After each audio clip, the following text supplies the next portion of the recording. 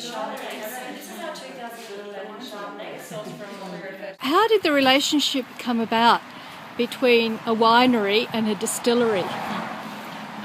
So Bob and Wayne of Bass Flinders came to us 3, maybe 4 years ago and said, we're looking for a winery to work with. We want to make fantastic cognac style brandy, if you like, but it's made like cognac. And we need a winery to make the base wine for us, because it's made by fermenting a white wine, a neutral kind of white wine, and then they distill it. And then they put it into French oak barrels. 5 or 6 years later, they can start bottling it. So I thought, that sounds really awesome. I spent a lot of time in France, so You studied there, right? yeah, I did my winemaking degree there at the University of Burgundy. So I didn't drink a lot of cognac as a student, but it's lovely stuff. So I thought, if somebody's doing that in Australia, that's really exciting. I'd love to be involved with it. Which wine in particular do they use? We use Chardonnay. Mm-hmm. And they're Works pleased very with well. the quality Yeah, that love they it. get? Yeah, it's fantastic. It's very exciting. I think the project's really fun, really exciting. It's still small, but I think it's going to make a lot of noise. Yep. So if we go to our gin or our vodka is really unusual in that it's Australia's first grape spirit vodka, and I think there's only one other that I know of in the world, but there may be others that I don't know of. It's quite unusual to make a vodka from grape spirit. Why is it unusual?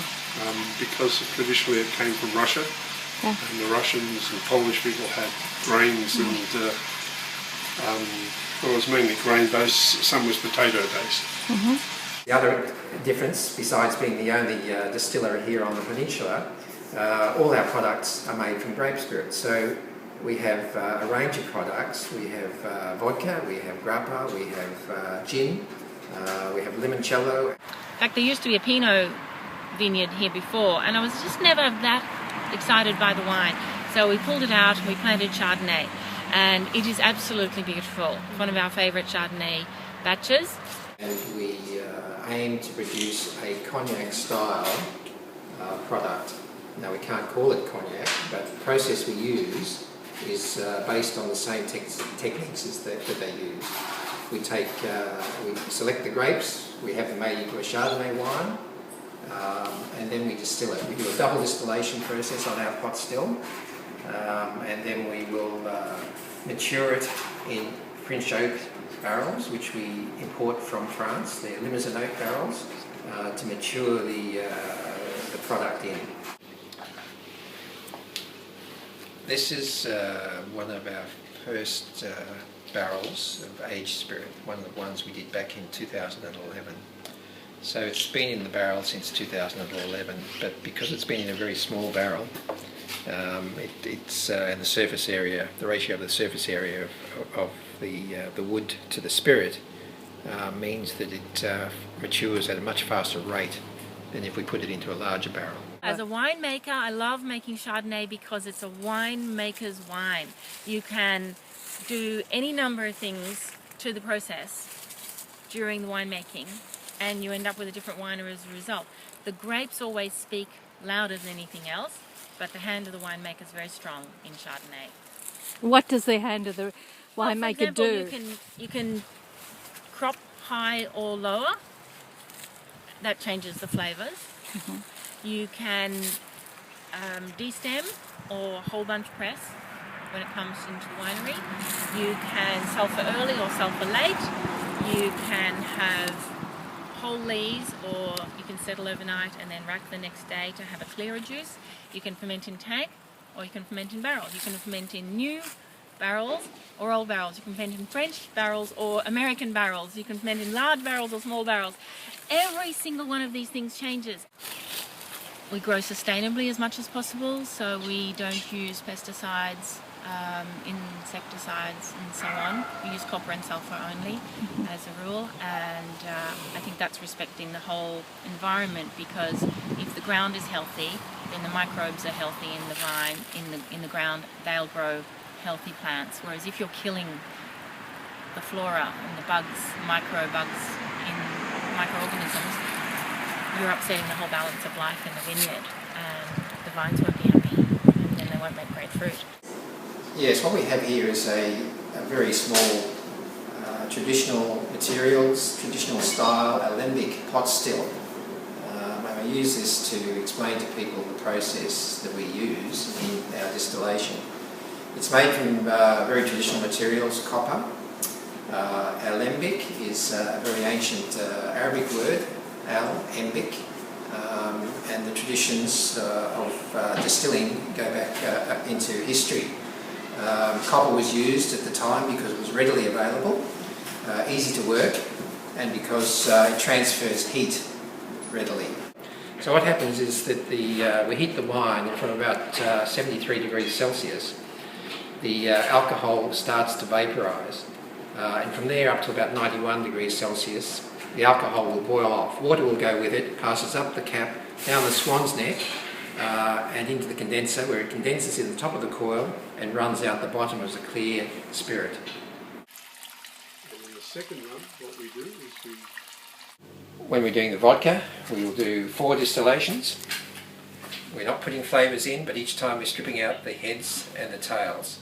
So each time we're cleaning the spirit. So what we end up with a very clean spirit, but as I explained, it still has a flavour from the grape, very subtle flavour and sweetness from the grapes.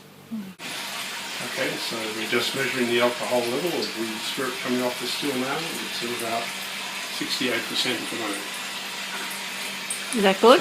So that's good. So we'll continue our distillation until that reaches about 60% alcohol. The same as the first one. This is the last distillation cycle for the season.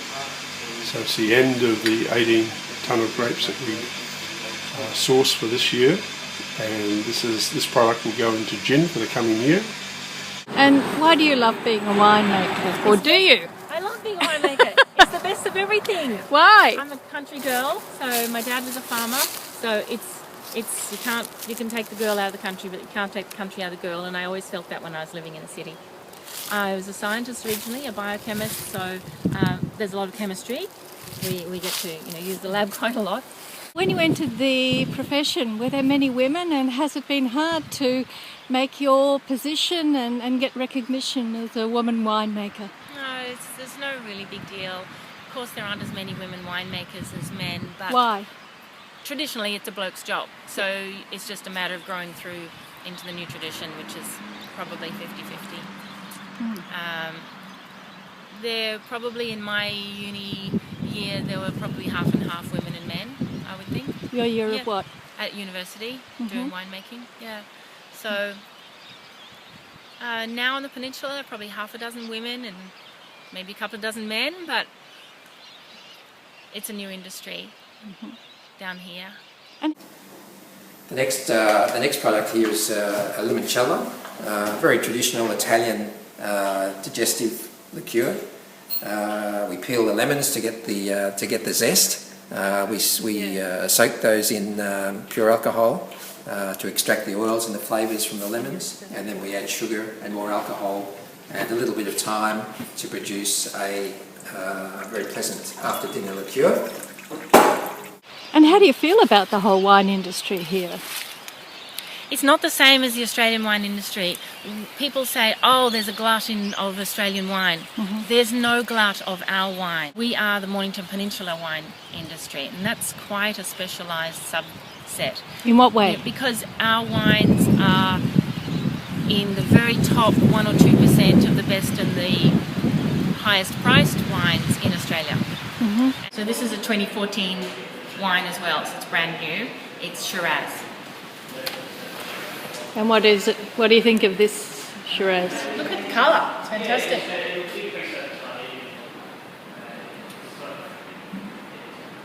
Beautiful.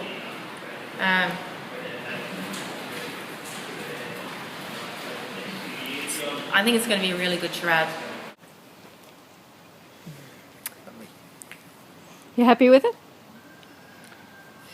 Oh, it's incredible how it's changed and how much character it now has after such a short time. You can see how complex the colour, the aroma and the flavour is. It's going to make a very nice product.